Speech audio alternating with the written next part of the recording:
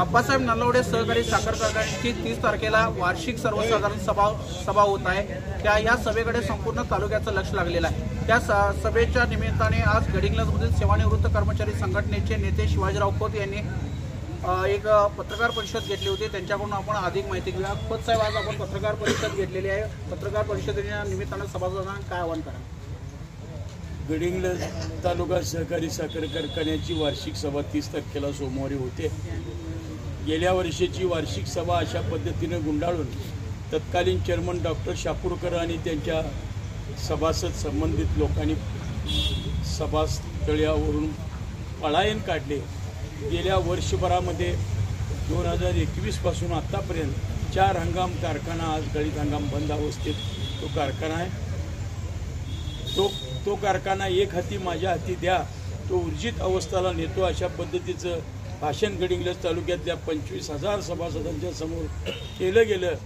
आणि त्याच वेळी त्याच सभेमध्ये ज्यावेळी सभा गुंडाळली गेली त्याच सभेमध्ये मी आवाहन केलं होतं की 250 ते 300 कोटी रुपये कर्ज घेऊन या कारखान्यावर करून शेकडो कोटीचा मलिदा हे चेअरमन आणि संचालक मंडळ मारून हा कारखाना गोत्यात घातल्याशिवाय राहणार नाही आणि डॉक्टर शापूरकर राजीनामा देऊन गडिंग्लज सोडून पळून जाईल अशा पद्धतीचं बाकीत मी त्याच वेळी केलं होतं। तसंच या ठिकाणी नेमकं मित्र या ठिकाणी घडलंय। माझी विनंती आहे 25,000 सभासदांना उद्याची सभा चालू द्या।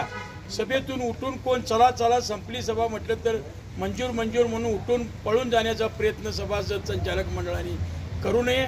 संस्थेच्या हितासाठी, कामगारांच्या हितासाठी, कारखान्याच्या हितासाठी, कारखान्याचं भविष्य काय असणार, कामगारांच्यासाठी काय करणार आणि ऊस उत्पादकांच्यासाठी काय करणार भविष्यामध्ये, आणि कारखाना चालू करण्यासाठी तुम्ही काय करणार, तुम्ही जे चांगलं करणार आहात ते जनतेसमोर तुम्ही सांगावं, योग्य असेल ते जनतेसमोर तुम्ही मांडावं, ही भूमिका उद्या असावी।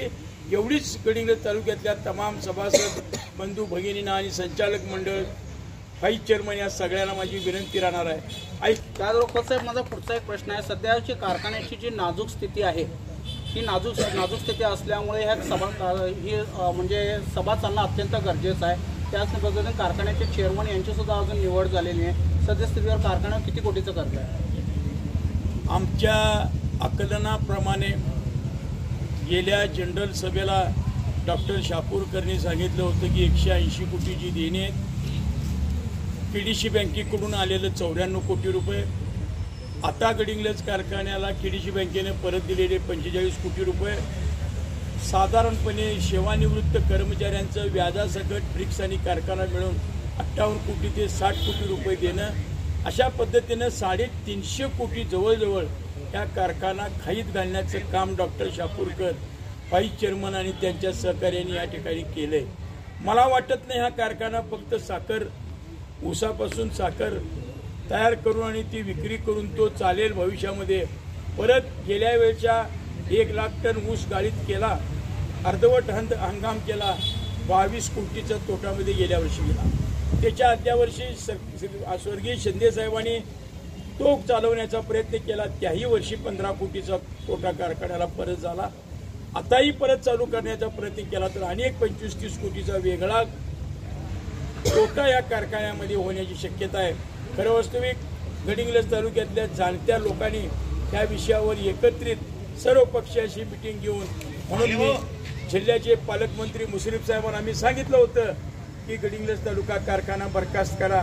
गडिंग्लज तालुक्यातले सहकारातले मातब्बर 15-20 लोकांची एक कमिटी त्या ठिकाणी प्रशासक म्हणून नेमा, नसेल तर कलेक्टर लेवलचा एखादा अधिकारी त्या ठिकाणी सक्षम तुम्ही नेमा आणि या कारखाना त्यांच्या हातामध्ये देऊन काही काळ चालवा आणि परत एकदा या कारखान्याची निवडणूक होऊन गडिंग्लज तालुक्यातली जाणते सहकारात काम करणारा एखादा डॉक्टर, एखादा वकील, एखादा सहकारात काम करणारा अशा पद्धतीची लोक तिच्यात गेली पाहिजे।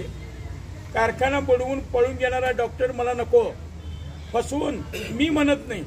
तिथल्याच कारखान्यातले व्हाईस चेअरमन आणि 7 संचालकांनी राजीनामा देऊन पत्रकार परिषद घेतली, तुमच्याच मार्फत लोकांच्या मध्ये गेली की ती कारखाना 15 कोटीला खाला म्हणून। त्यामुळे हे घडता कामा नये, हा कारखाना बरखास्त केला जावा आणि 8-15 लोकांचं प्रशासक मंडळ तो नेमून तो कारखाना सहकारातील जाणत्या लोकांचं मंडळ त्या ठिकाणी स्थापन करून तो कारखाना चालवायची माझी विनंती आहे.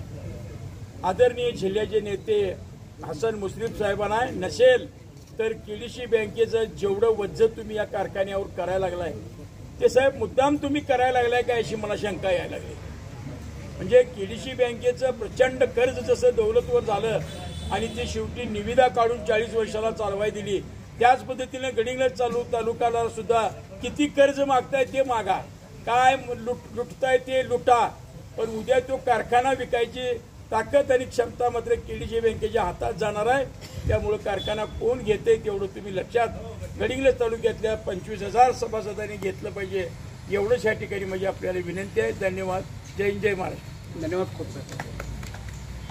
तर आता आपल्यासोबत सेवानिवृत्त कर्मचारी संघटनेचे अध्यक्ष शिवाजीराव खोत बोलत होते. त्यांनी सांगितलेलं आहे 30 तारखेची जी कारखान्याची सर्वसाधारण वार्षिक सभा होणार आहे, या सभेत सर्व सभासदांनी उपस्थित राहून मोठ्या संख्येने या सभेत काय कामकाज चालतं याकडे लक्ष देऊन आपलं म्हणणं मांडलं पाहिजे. तसेच त्यांनी काय प्रशासक काय म्हणणार हे सुद्धा आपण ऐकून घेतलं पाहिजे.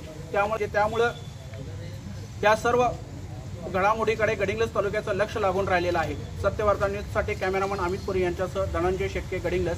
त्याचबरोबर सत्यवार्ता न्यूजच्या लेटेस्ट बातम्या पाहण्यासाठी सत्यवार्ता न्यूजला लाईक करून सबस्क्राईब करायला विसरू नका. धन्यवाद.